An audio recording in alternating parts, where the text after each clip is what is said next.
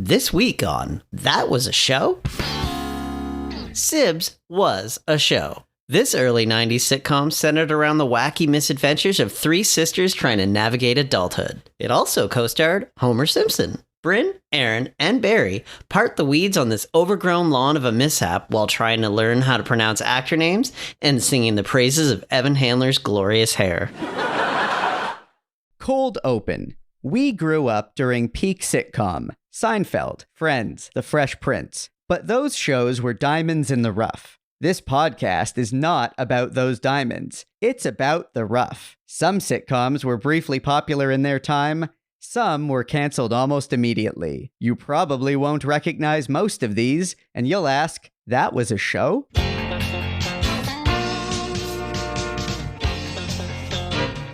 That was a show? The podcast about failed or forgotten sitcoms from the 80s and 90s, starring Brynn Byrne, Aaron Yeger, and Andrew Helmer as Barry. a Radio Gizmo production.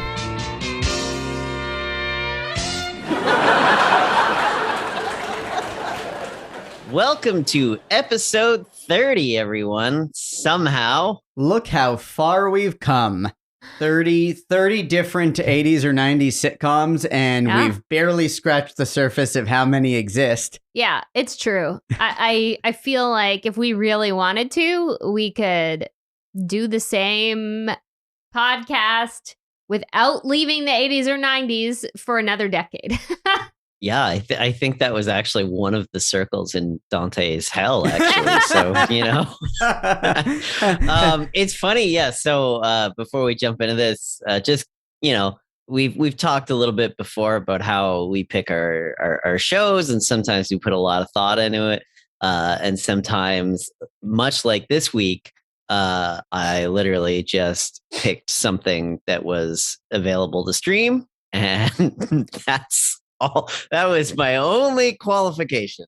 I will say that to me, this is a good show for episode 30 because it just shows how far we've gone in plumbing the depths of sitcoms from that era, because this one is kind of unique in its tone. It's unlike anything else we've done. Whether that was your intention or not, even if this was just had never even heard of this show. I think we mentioned it in a previous episode. Did we? Yeah, I can't remember which one it was, but it was like a loose connection because it might have been Alex Rocco. Yeah, because Alex Rocco.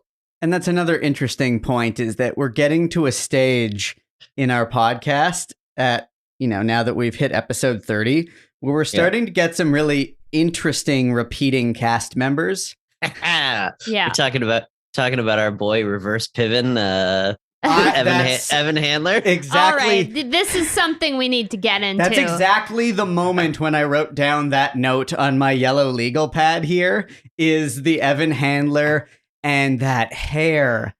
Oh, that hair. All right. Well, let's start the actual let's give show. Everybody some context first, Barry. Do your thing. Haven't even mentioned the title of the show yet. Yeah. So this week we did a show called Sibs. Sibs Was a Show. This 1991 one-season wonder starred Marsha Mason, Jamie Gertz, and Margaret Collin as the titular siblings Nora, Lil, and Audie as they explore the ups and downs of adulthood together while simultaneously driving each other up the wall. Also starring is Nora's loyal but perpetually annoyed husband, the great gruff-voiced Alex Rocco, who we, as I mentioned already, talked about in our last episode. Lastly, the show features Homer Simpson himself, Dan Castellaneta.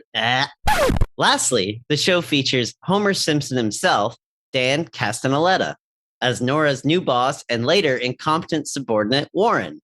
We watched the pilot and the two-part season finale because I just love the audacity of bad shows in their first season, thinking that the stakes are already high enough for a two-parter.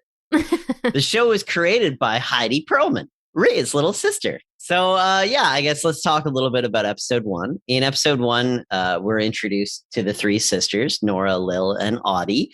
And then, of course, Howie, the, gruff Alex Rocco, who is, once again, he's delightful here.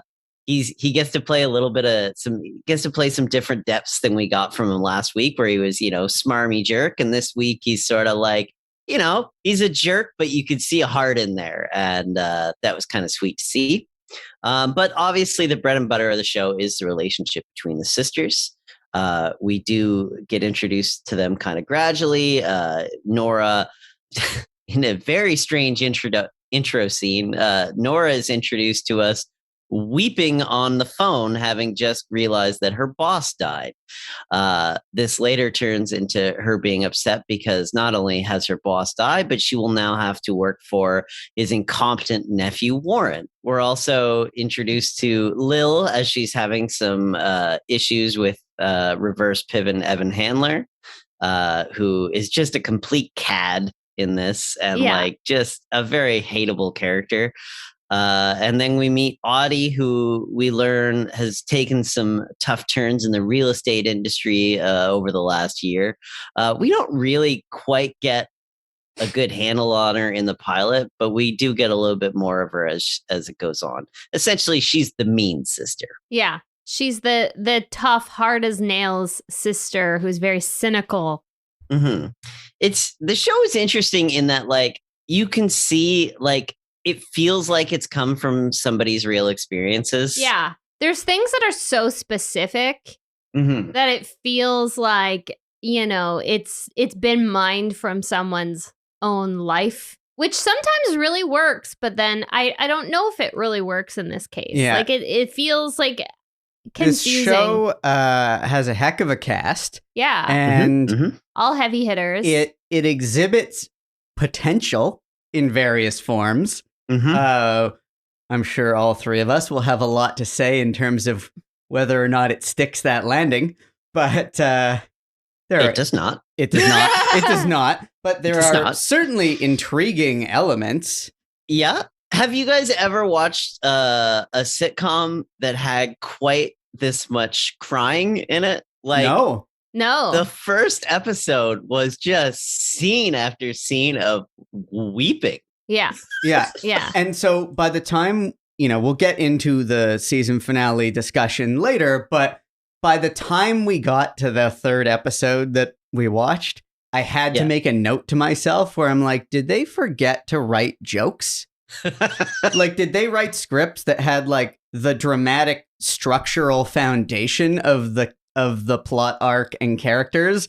And then they were like, insert jokes later in the next draft, and then forgot? So, I mean, I had a theory when I was watching this, which I already shared with Aaron, that it feels like another one of those shows that could have done better as an hour-long drama that has humor. It's a townie scenario. Yeah, sure. like just like we said about both townies and about Sports Night.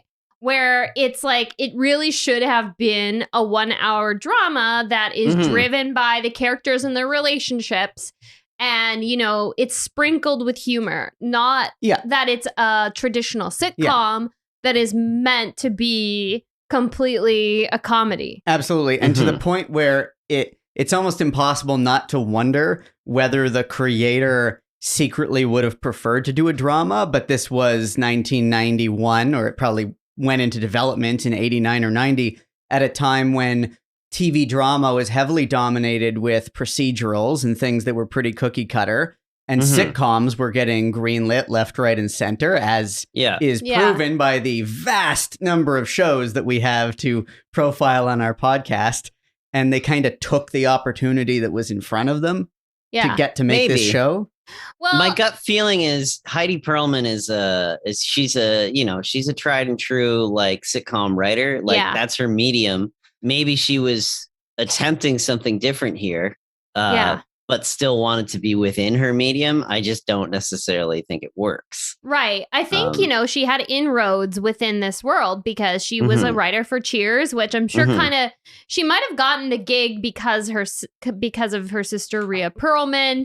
But regardless, she was working steadily in like sitcom writers' rooms. So that is like the world that she knew, and that's where people knew her. So it makes sense that she would go this route. if it just feels like maybe back then, maybe execs at these different networks and production companies maybe didn't have the imagination to try a different format. It's just like maybe a few years ago when people didn't like to greenlight like limited series here in North America. Like they're huge in the UK, and now there's limited series all the time. So it's like maybe a similar thing where people are a little bit gun shy to like do certain formats and try something different. So then a show doesn't get to be in its proper format or the format that would serve the storytelling the best. Yeah, I agree. I think there's some interesting things here, which like, I think, you know, if I was an exec or something like that, which I'm obviously the farthest thing from, I mean, if you pitch this to me, I'm like, yeah, that's a sitcom. You could easily make a sitcom out of that. Throw some jokes at me and you're fine. But then you turn this in and I'm like, what is this? Yeah. What are we getting at here? Because a sitcom about, you know, three sisters just kind of navigating adult life, easy sell, you know, could go on for seasons, could be a nice hangout show. Yeah. You just don't write it this way. You don't write it so serious. And so like so many fights and so much drama. In particular. So one of my other notes is that like the dynamic between Nora and Howie, which are like Nora being the oldest sister and Howie played by Rocco, they seem kind of like sitcom characters. There's bits of that drama, extra drama, but really like out of the whole cast, they seem the most like the characters that you'd expect, like the mother and father from a family sitcom. And I kind of buy them. And I have to say, like, and you guys were talking up Alex Rocco a lot when we talked about Teddy Z. And I have to say, like, I really liked him in this show. And his physicality is his art. Like, the way he moves his body fascinates me. I could watch him for hours. That said, the other characters, like, every time I saw Audie on screen. Audie was the worst of the three sisters. In the case of the pilot, with the character played by Evan Handler, it's a one-off guest appearance playing. Well, no, he ends up being a reoccurring. Oh, he does? Yeah. Okay. Because I think the implication is that he misses his flight. Because okay. Well, anyway, he plays a total piece of shit. But the scenes involving her, and especially in the season finale, every time I would see these scenes with her and her sort of dating angst, it felt not only not like a sitcom, it felt not even like a TV drama. It felt like someone's off Broadway play in a black box theater in the 80s. Yeah, it felt very much like a play, in my opinion. The fight that Audie has with her boyfriend and the guy's like a total like 90s hunky like deadbeat. boyfriend. Well, it's like, Christopher Rich, aka Eric Charming. Oh, that's who he was. He reminded me of somebody, but I was just thinking he was like, this guy's like a classic Elaine boyfriend type. Yes, it's an Elaine boyfriend. And Aaron and I, we were saying like they don't seem well matched. Like they don't seem like people that would date in real life, you know? No, like, it was bad casting. Bad casting. And like, I find like Audie, her movements were very cartoonish and very like, you know, she was on a off-Broadway play, and I just didn't find her. Yeah. Now, can we spend several minutes talking about Evan Handler's hair? Yeah. Yeah, I mean, obviously, like we could have an offshoot of this show could be a just spin-off based podcast. on Evan Handler's reverse pivot hairstyle. Yeah, it's big and curly and really it's like luscious. It's and like perfect. Is it a wig? Can't tell. I have no idea. We'll never know. But it's very long and very like defined curls. You know, like it is like intense. Like there is a lot of hair product in there. And he's wearing like a very loud shirt. Like his look is so maximum 90s. It's like it's maximum 90s cool artsy guy. Complete with that, like you can picture the loft set that he lives in. You're like, right. you know, and that's the one. Yeah. That's the one he lives in. You're like, there it is. Yeah. That loft with a little bit of paint on the walls where you can imagine that someone's like listening to Velvet Underground records at midnight, getting drunk on bourbon, and they're like shirtless and splashing paint around. And you're describing like how I see myself, I think. I mean, we've all had that fantasy. Anyone who's an urban person has had that fantasy of, drinking rye at midnight, listening to, Velvet Underground and just doing art. Yeah. And not any particular kind of art, just art. No, just art. Art. I'm just letting the muse take me. Yeah, Exactly. Yeah. But so the whole thing with him is he's dating Lily, who is played by the adorable, like the ever adorable Jamie Gertz. Mm-hmm. And he dumps her right in the first episode, and she thinks that she's gonna run off to be with him because he's gonna move to where is he moving? He's just going on a business trip to Germany. Oh, he's just going on a trip. I thought he was moving and there. She doesn't want, that's why it's such a weird, like, he just doesn't want her to come on this business trip with him. Yeah. And that's it. That's it. But then when she pushes it as to why he doesn't want her going, she puts him on the spot as to whether he's breaking up with her, which you would think is a big leap from, you probably shouldn't come on this business trip with me.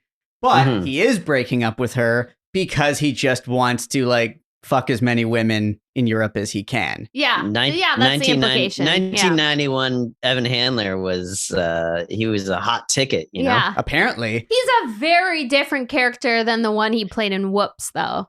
Like, he's not... Different shades of jerk, though. Yeah, different shades. different shades of jerk. Yeah, I agree. But yeah, I don't know if we'll ever have our question answered as to whether... Like, what was his hair situation? Was he wearing pieces in both Sibs and Whoops? Like, was he going bald, or did he just shave his head? Like, did he just want to rock the, that look? He looks great with a shaved head. I mean, like, I think so too. It's a look that really has come to define him. Like, when he shows up in things, know who he is. Yeah. Whereas he had this, like, intense curly hair, or I don't even know. If anyone out there knows the answer to this question, please Evan let us Handler, know. Just let us know. Yeah, or Evan Handler, if you're somehow listening to this podcast, hit us up. Or if anyone listening knows Evan Handler, right? Please connect us. And because I mean, let's get serious.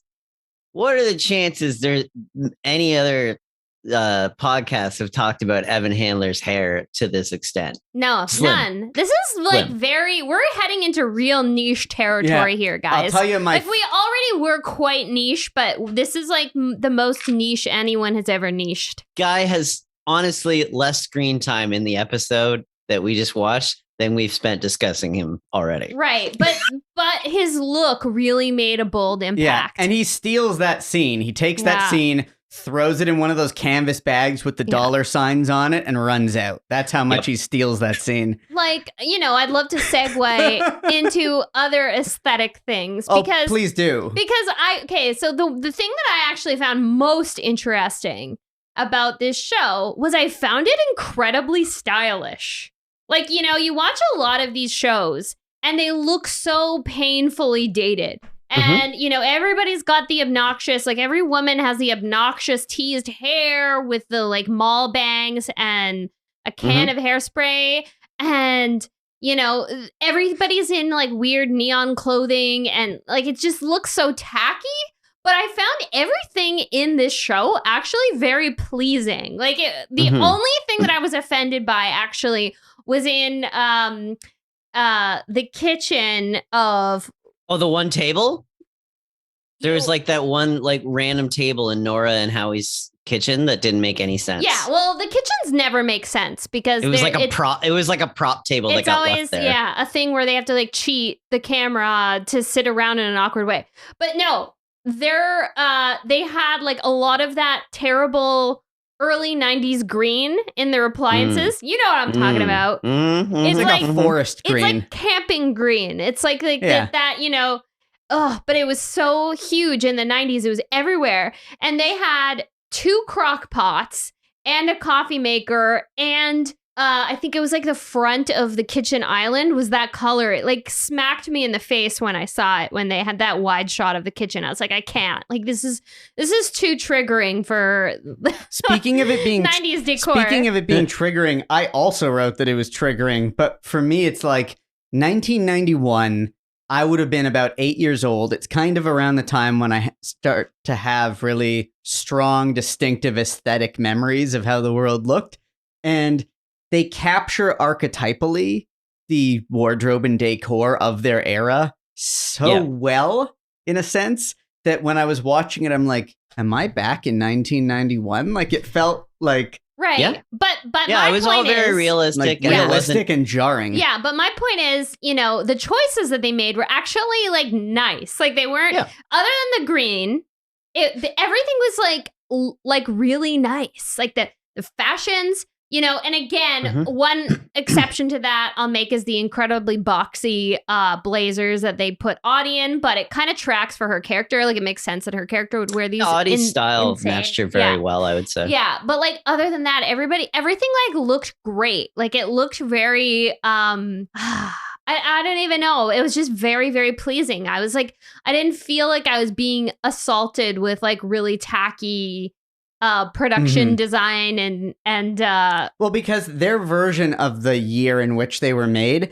is not the silly version or the aspirational version. It's just it was pretty on point, tasteful, realistic with who these it was people were. Who just had good taste in those years. You know, didn't fall into the trends that look so bad. Yeah. And the opening theme song was awesome too. That's a George Thorogood song. Yeah, it was like actually it kind of seemed like out of place for what the show was, for like much like everything. Yeah, like it was weirdly out of place, and there was the whole like opening number features all this stop motion animation randomly with like little items like noodles and things. It's very confusing, and I don't know if that gets explained. Like, if that maybe Lily is into crafts and collages or something. I don't know. That would make sense, but there's no indication of that. But I was like weirded out as to like why they made that particular creative choice. But the song was like a real banger. Like, it was really, really good. There was something I really appreciated about it, and I kind of wonder if it's what got it on the air too, or maybe what got it off the air. It was because I haven't seen a lot of this. It was a family sitcom that was about people who didn't have kids. Oh, Nora and Howie have a son. They reference, but he's not in the show. He's in college. Oh. They're like empty nesters. Well, I know it's such a throwaway thing that you don't even think about it. No, but I like that. I liked that it wasn't just essential. It showed that these relationships exist. And like, like I'm sure if the show went on, it would have been interesting to see if they went into that. But like, like I can't see them having Audie have a kid or maybe Lil, I guess. But like, I just really can't see it working with the dynamics that they were building. And I thought that was kind of interesting. Me too. Which is a good segue into the two-parter finale that we watched, which is so heavily features a character that you just don't know why they're centering a show around him. I mean, it's Dan Castellaneta, and he's great and he's very physical and he's funny. But his character, Warren, is so off-putting that, like, the fact that the show has seemingly, by the end of the season, come to focus on him as a bit of an Urkel. But an unlikable Urkel. And, like, so as to not entirely bury the lead, and we'll go back and deconstruct this more, but, like, okay, this is a 2-part season finale. Even if we assume they didn't know the show was going to get canceled, they didn't know this would be the last episodes that the audience sees. Nevertheless, they chose to end their season on, so it's an ensemble cast, but the plot line that not only dominates or is or occupies a certainly at least equal space to the cumulative plot impact of all three sisters combined, is this character, what's his name? Warren. Yeah. Warren, And to the point where even the final scene It's not about the sisters. It's about him. Yeah, it's a payoff on his plot. And they spend so much time on him. And it's not like his relationship or anything is with one of the sisters. It's a plot line involving him and a completely different woman. And the oldest sister, Nora, is somewhat tangentially involved in kind of coaching him through his weird relationship troubles, of which we are not invested because he is wholly unlikable. And we do not want him to succeed. Like, it is, we'll talk more about that, but like the choice of centering it on him, baffling. The episode opens with him making a grand declaration of love to Audie with a bunch of flowers, and he shows up at 3 a.m. to her apartment outside of her window, and it's very, very creepy, and it kind of kicks everything off. But the coming one in through thing the window trope, coming in through the window, gotta mention that. That happens in the pilot too. Yeah, with Lily barging in. Yeah. Yep. Are no one's bedrooms sacred in these sitcoms?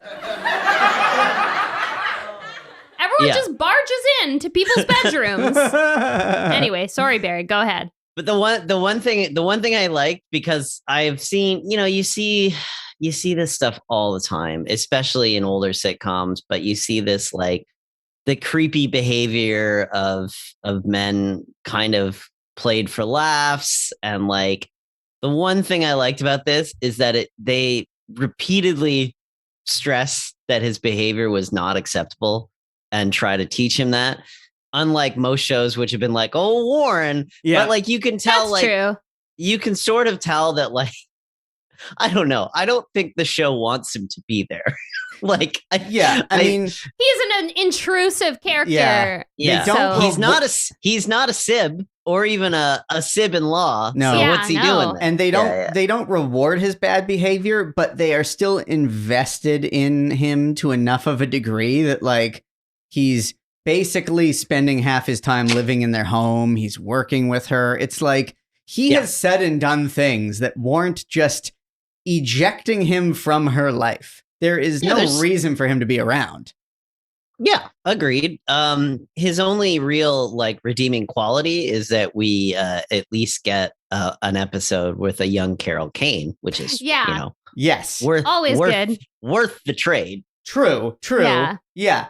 Every second of her screen time was the only salvageable moments of that finale. Yeah. Well, so basically he's pursuing a relationship with her in a very intense way. And, he's just met her, and he's already, he asks her to marry him. It's like really, really awful and awkward.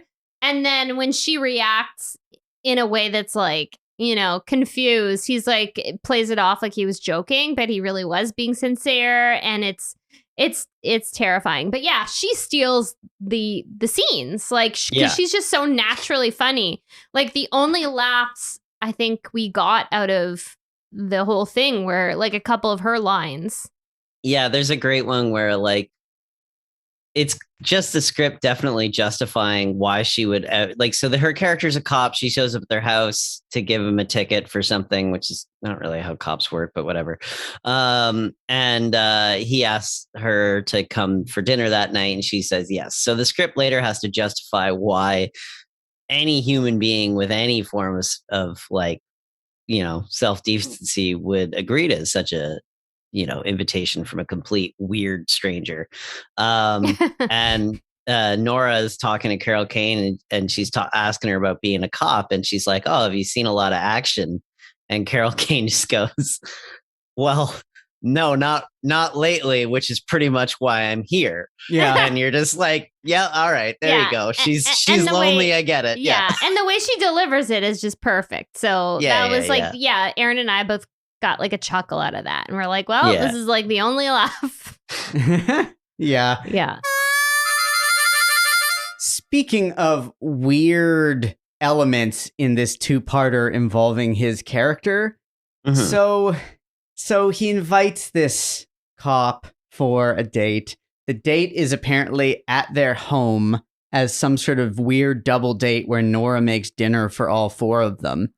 Happens a lot on TV. Yeah. Yeah, it's bizarre. Amidst just an excuse to get the ensemble together, obviously, but amidst this double date. But what, they couldn't afford to take it to a fake restaurant set?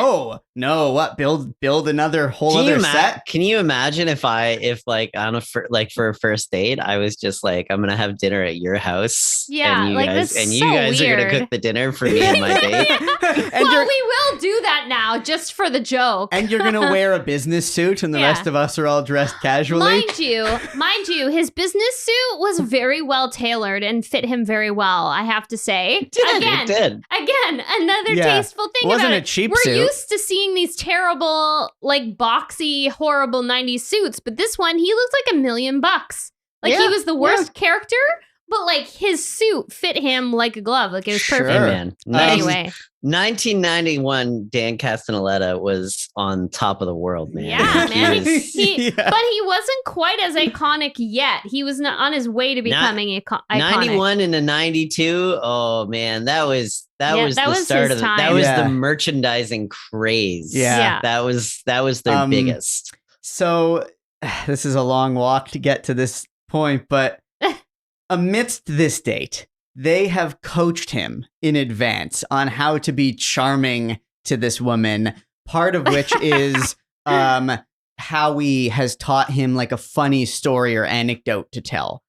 And what ensues is that he starts to tell a joke at the dinner table, and it's like a Borscht Belt stand-up comedy joke. Like, it's a good, I didn't time it, but I'm going to say 4 minutes long. It's a big, long, extended joke.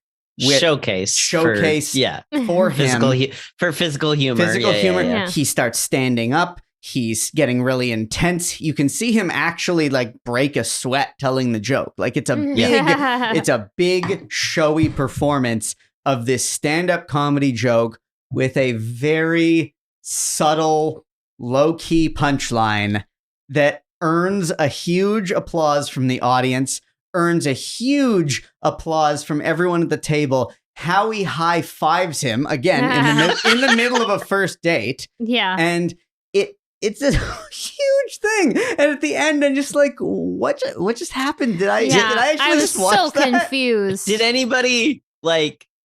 I didn't get the joke. Okay, I didn't either because I missed the first part. I got the joke. I was so horrified. I was like, Aaron, what just happened here? I got the joke. He explained it to me after, and I was like, whoa, I was not invested because I didn't listen to the first part. I was not invested either, but I'm very familiar with this particular joke, like structure and format. It's very much of a sort of Borscht Belt stand-up comedy era. There's a Seinfeld episode that does a nod without making it a drawn-out 5-minute scene to this style of joke with the person who travels halfway around the world to get a particular kind of pie, and then they don't have it in stock. So it's a style of joke where there's like a callback to the very beginning of the joke. And in this particular case, the whole thing was that he goes to the doctor with all these particular symptoms, and the doctor says that he's very sick and has 3 months to live. And then he starts spending all his money like crazy, doing all these luxurious things, the last of which is buy this really expensive, finely tailored suit and discover in a conversation with the tailor that he's been wearing shirts that are an inch too small in the collar. So all of his medical symptoms are the result of years of being subtly choked by wearing a shirt collar that's too tight. And so he's not dying. He just has to wear the correct size shirt. Okay, so I definitely did get the joke. That's it. It just doesn't make any sense. Well, it's low. Why would a doctor die? Why would a doctor say somebody's dying? No, I know it makes sense, but it's not mad. That is the joke. That is the whole point of the joke. I like when I got to the end of it, I was like, the symptoms he was having. The kind of joke, it's a particular kind of like little ironic final spin type of joke where the point is the drama of the delivery. Like the point of those jokes in the olden days was to see a stand-up comic with really good stage timing, really stretch out every moment, sell the joke and really milk the delivery. It's just a platform for a stand-up comedian to do their shtick. It's not about the punchline. Yeah, it's an aristocrat's joke. Yes, exactly. It's an aristocrat style joke. I mean, it's my favorite one is filthy. My favorite one is Norm Macdonald's Moth. He tells the moth story. If anybody's out there hasn't seen it, he tells it on an episode of Conan, and I think it's one of the funniest 4 minutes of comedy ever. Interesting. I'll have to watch it. It's the same style of joke. But yeah, anyway, Dan Castellaneta is great. Performs it really well. But yeah, it's such a weird, totally out of place, completely baffling. You really, if that happened to you in real life, you'd be like, the fuck just happened? Yeah. Why are you high-fiving this man? But it seems to have won Carol Kane's character over. If it was anybody but Carol Kane, I would be like, she wouldn't be into this. But I'm like, she's gonna win. Her character's name was. I only know the characters in the show's name because I had to look them up when I was writing the description. Yeah. I mean, it was such a low stakes plot for a two-parter. It's very confusing as to why. And because there's essentially two plots that run through the two episodes, and one of them is the Warren plot, and then the other one is Audie breaking up with her boyfriend, and it's so dramatic and so ridiculous, and the other sisters are very tangibly involved, they're just sort of afterthoughts to the script, right? Yeah. Audie and the boy, and Howie is always an afterthought. Yeah, he gets some good, he gets a pretty great bit in one of the episodes where he has to pretend that he isn't awake and take a phone call, and he really sells that really well. It's really strange that they did a two-part. It's strange that they did a two-parter. It's strange that they focused on those two things as the plots. The show is called Sibs. It's about three sisters who are siblings. Yeah. How is it that the two-part season finale has nothing to do with the relationships between the sisters and each other? Nothing. Hollywood is sexist and has a hard time telling good stories for women. Yeah, apparently. It's almost as if in terms of the Bechdel test concept that they were like, well, we clearly can't have these three sisters interact with each other. Yeah. I mean, I'm sure if we watched more of the season, there probably was more, but it's just odd. It feels like maybe somebody interfered with the writing of the season and they were like, oh, we need more of Dan Castellaneta. He's hilarious. Let's just beef up his role more. And it would actually make more sense if the two-parter ended with him actually getting together with Audie. Because, that would be a big dramatic thing. I was thinking he was going to get together with Lil. Throw a little left turn. Yeah, maybe. I don't know. I mean, if he's not going to get together with either of them, then why do we care about his romantic subplots?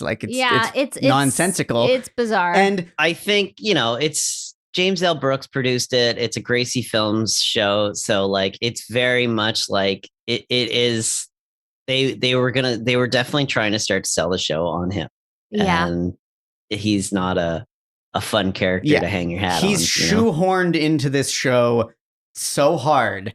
And, I mean, again, feel like I have to reiterate this. The scenes between Audie or Audrey and her boyfriend, they're so dramatic and dragged out. And they're not a dramatic scene in a sitcom like you're used to seeing.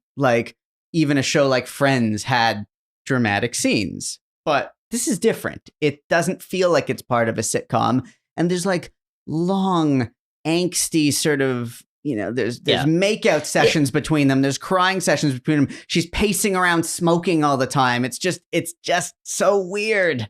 It's really weird. It's Yeah. definitely it's definitely a one act play for sure. Yeah. Yeah, and you're right. Like it's not that drama in a sitcom is the weirdness. I mean, you mentioned Friends could integrate drama very easily Yeah. in a way that made it seem so simple that you didn't know why Yeah. other shows didn't do it. And this show shows you why other shows didn't do it, because you're tempted to just go too hard, and it's not, and it kills the show. It just kills it.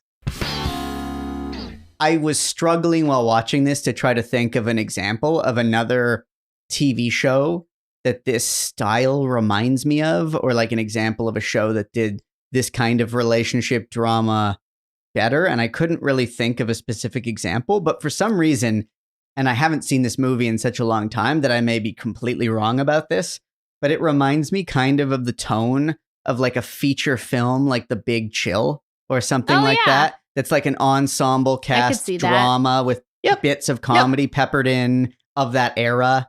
Does that make sense? Am I right about that? Yep. Big Chill, St. Elmo's Fire, that kind of thing, you know? Yeah. Yeah, I think so. So I guess my theory was like, is there a possibility that they were trying to create the half-hour episodic sitcom version of that kind of show and it just didn't quite work? Maybe. Yeah, maybe. Because there could have been space for that on television if it was done right. Yeah. I mean, I think there's space for this if it was just, I'm all about drama in my comedies. Love it. Mm-hmm. You know, give me your Scrubs, give me your Ted Lassos, give me any of these things, right? Like, love it. Do it well. Yeah. Like, it's got to be funny and it's got to be dramatic. Like, just do the two things you want to do well. That's it. It's harder, but if you want to do it, make me invested.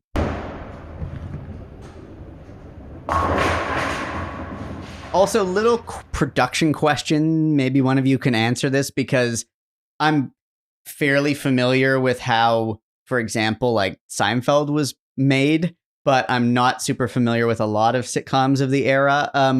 Based on the little bit of research I did, at least on Wikipedia, it seems like only the first 10 episodes aired. And in fact, there was a huge hiatus in between episodes 7 and 8, 9, and 10. And the fact that we had access to all 22 episodes is because somehow they dumped them all on a streaming service. But apparently only the first 10 aired. And the gap between episode 7 and episode 8 is like 5 months or something.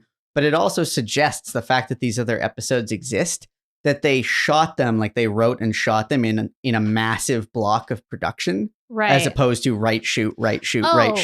Oh my God, guys, something that I just realized this, and I guess I was hoping one of you would bring it up. This was retooled for ABC later after it was canceled. I see this. October 30th. Yeah. April 15th the next year. So they attempted a retool with only Audie and Lily, and they deleted all the other characters, and it was called Related by Birth. Interesting. Yeah. So they really tried to get something going with these characters that Heidi Perlman created, but it just still...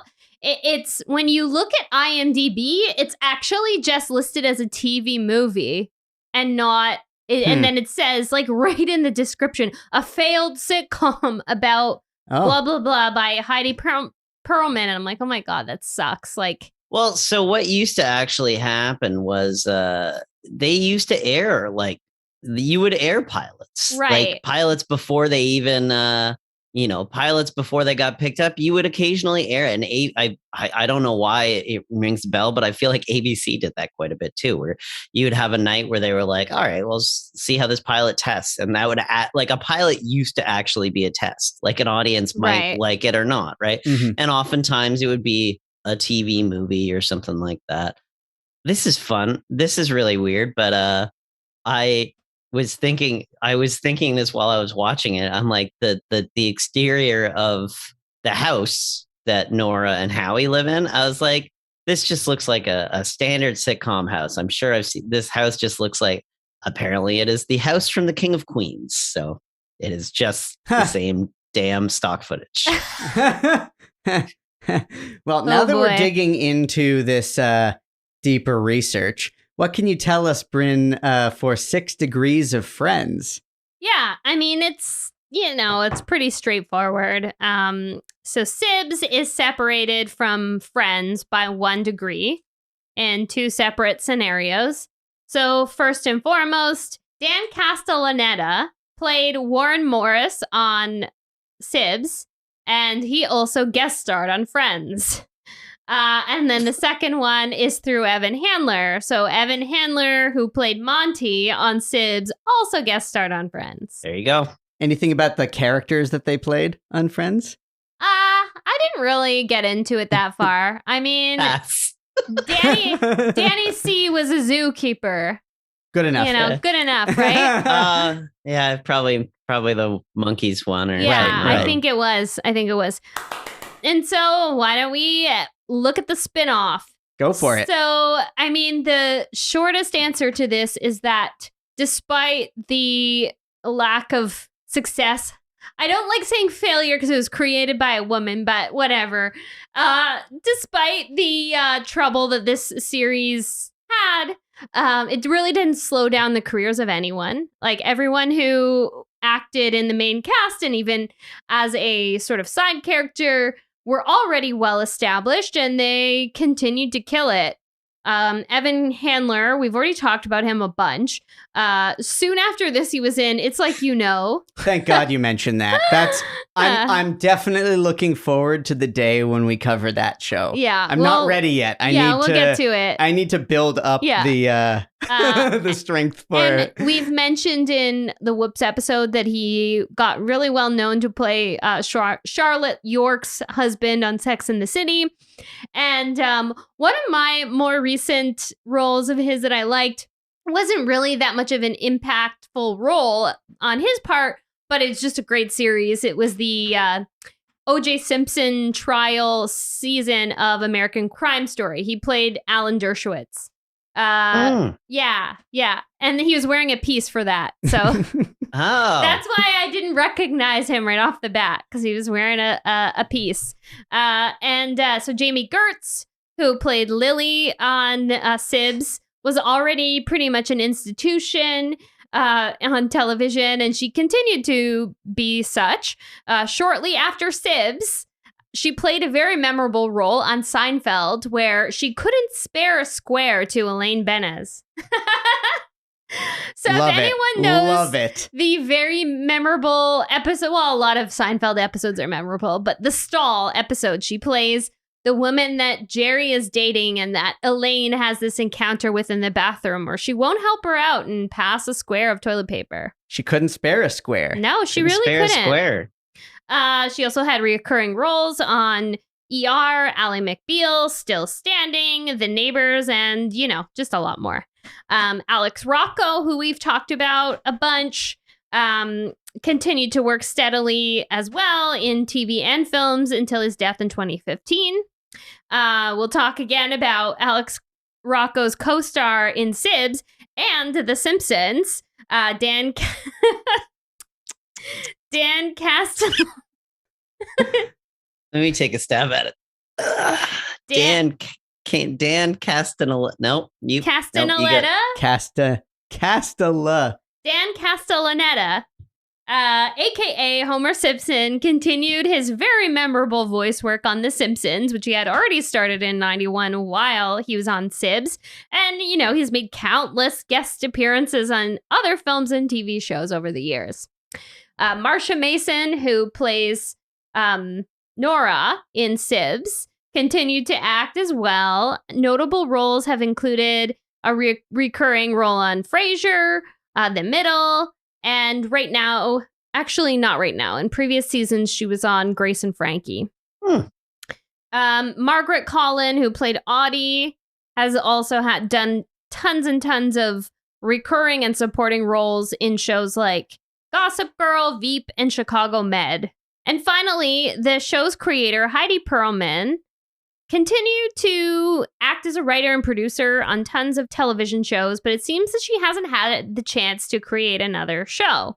They did make an attempt to revive this concept slightly with the related by birth retooling. But other than that, she really hasn't had the opportunity. And I really wonder how much of that is based on, her work on this, or is it that sadly, being a woman in the industry at the time, there was so much interference from other parties trying to make the show something that she didn't originally intend. And so, it didn't really have the impact that she was hoping. And then thus she didn't get any future opportunities. It seems really unfair. Either she didn't get future opportunities, or maybe she didn't want to go through that meat grinder again. Maybe she became disillusioned in creating her own something that was so important to her. And then it just, it didn't end up being what she envisioned. Because if you think about it, if she's associated with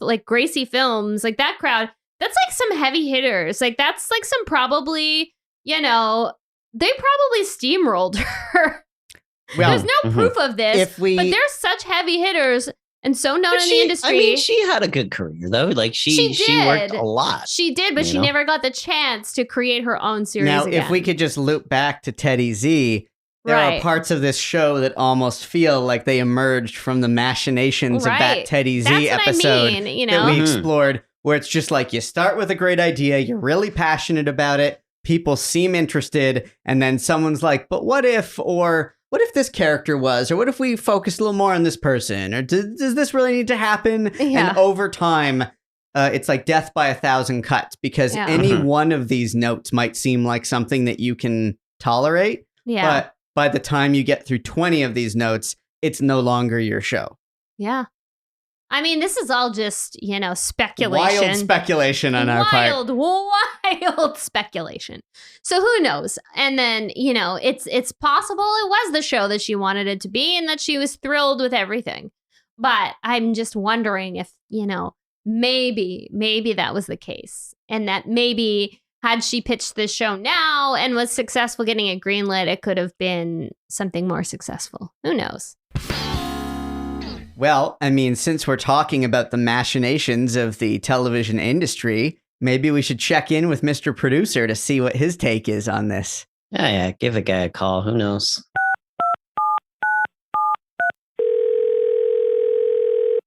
Hello. Hey, Mr. Producer, how are you? Hello, young man. How are you? Great, thanks for asking. So this week we're talking about Sibs. Sibs. Fantastic project. I was actually attached at one point. Oh, really? How'd that happen? My cousin Danny's sister-in-law, she was coming off a hot streak writing for Cheers. So I figured, I'll take a meeting. I tell you, it was a great script. Of course, I had some notes. Of course. You see, my first note was the title. Sibs wasn't a fan. Siblings, Sibs, we get it. Very on the nose. What did you want to call it? I'd have called it Lings. So we went with that for a little bit. And I had some of the gang write up a draft of the pilot as well. The gang? Oh, the old crew. Mel Tots, Stephen McClarrington, and Dot Myers. How'd yours differ? Well, apart from the title, it was very similar. I did, however, change the Lings from sisters to brothers. And they were all in business together. They ran a pasta box factory. A pasta factory? No, pasta boxes. They manufactured the boxes and shipped them over to various pasta factories. You see, that's where things really got interesting. How so? Well, one of the Lings, you see, he was tired of making the pasta boxes. And one day, he meets this beautiful girl. Gorgeous, gorgeous girl. And you guessed it, she's involved with... Pasta manufacturing? No. She was in insurance. Oh. Yeah. And did you guys shoot a version of this? Unfortunately not. I mean, myself and the creators, we weren't really seeing eye to eye on this one. So I gracefully backed off the project. Well, that's a shame. Well, all right, kid. I've got to run. I'm due to present an award to the local firefighters' community theater production of Spider-Man Turn on the Dock. Well, I guess that's somewhat of an informative take on the matter. Do either of you have any leftovers? I just want to say that I continue to love Jamie Gertz. Sure, she's delightful. Good point. I got a few little things. I found the 1991 recession context kind of interesting. The whole like the real estate agent failing because the market's going down and all of that. It's a little detail, but it's the kind of thing that sitcoms don't usually talk about. And I didn't mind that. I thought that was an interesting setup for a character. The pilot had the old wedging the chair under the doorknob trope and to lock someone in a room. And I've always wondered, does that even work? Yes. It does? Providing that the door opens out, obviously. And if you get a good like slant on the chair, yeah, you can't really get out of it. Okay. Yeah. Also, so don't do that at home. And also the other thing don't do at home is don't smoke in bed. Audie does a lot of smoking in bed. Huge fire hazard. A lot of house fires caused by that. And also one of my notes is just, I truly have no idea what's going on. Yeah. in the two-parter. And yeah, that's it. That's my leftovers. Always weird to see like the amount of casual smoking in like it feels like especially in the early 90s. Yeah. Just, and smoking in general, you're just like, in bed? Really? That was never that was a thing in bed? Really? Yeah. Come on. Actually, I had one more note. I really wanted Dan Castellaneta's voice to sound more like Homer Simpson. And then, like in the finale, he kind of in moments did when he gets really whiny. And I was like, there it is. Here's homie. See, Danny C's done a lot of voices on The Simpsons. So I too was just sort of trying to train my ear to kind of hear like the different characters. Little things. Like he has a pretty cartoonish laugh in one of the episodes that I really got a kick out of because I was just like, yeah. There's one character that his real voice sounds the most like, and I can't remember. From The Simpsons? Yeah. All right. Tips. Yeah, that's Sibs. Well, that was episode 30. I mean, I'm excited that we got all the way to episode 30. But we honestly would not have gotten there without all the amazing listeners that we have. People who've taken the time to rate and review us on all their podcast services. It really means a lot to us. And honestly, please rate and review us if you haven't done so yet. If you enjoy our show, let us know. We want to hear it. And we love hearing from people, with ideas for episodes we could cover, just anything, say hi, follow us on social media, reach out to us anywhere you like. We're friendly people and we love doing this. Don't hesitate to email our hilariously appropriate AOL email address. That was a show at AOL.com.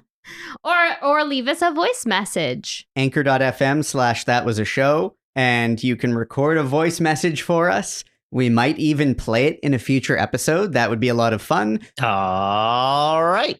And roll credits.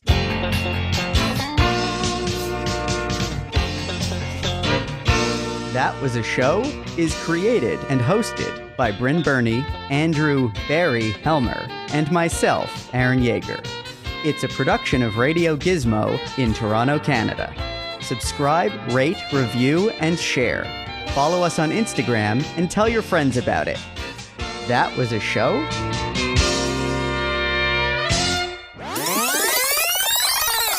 Lastly, the show features Homer Simpson himself, Gan Castellaneta. Dan Castellaneta.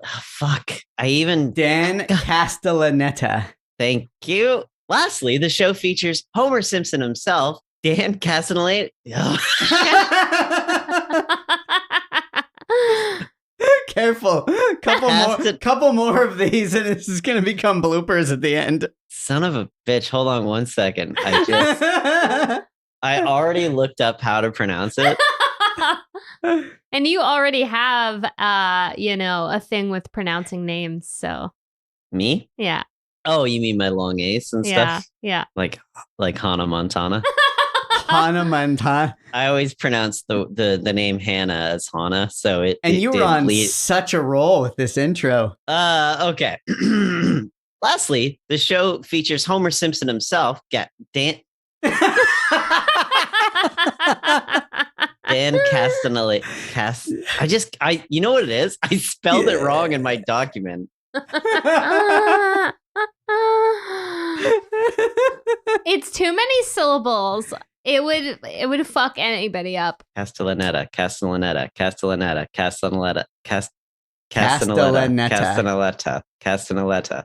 Lastly, the show features Homer Simpson himself, Dan Castellaneta.